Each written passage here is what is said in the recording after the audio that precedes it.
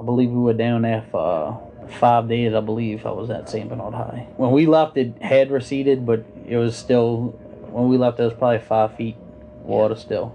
The day we decided we had to get them out, because, well, people were panicking because we didn't know when the water was going to stop rising. That was another reason for people panicking. But on the day we decided to get them out, we made three of the firemen and a council member and one of the deputies, we made our way to the bridge, and to the Violet Canal Bridge.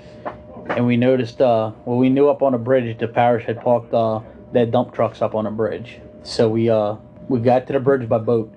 And when we got to the bridge, we found a dump truck that was able to start, and we drove the dump truck through the water. So that way we can make it to the school, which the dump truck made it all the way to the school with no problems. You know, the water was up to the fenders, but we were able to get through. And once we got to the school, our intentions were to load the people into the dump truck and bring them to the highway, and then we could bring them up the road on a levee.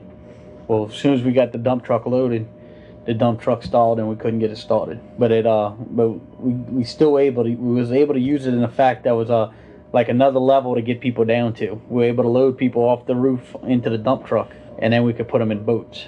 So they still had a second dump truck at the bridge. So we went back for the second dump truck and brought it back towards the school, but we kept it on the main highway. That way it wouldn't get wet and we could go back and forth on the highway. So we'd load people off the roof into the dump truck from the flooded out dump truck. From the dump truck, we'd put them in boats, and a boat would bring them up to the main highway, and we'd load them up into the second dump truck. And the dump truck would make it up the road. Stand in the dump truck and load it up as many people we can, 30, 40 people, whatever the dump truck can hold.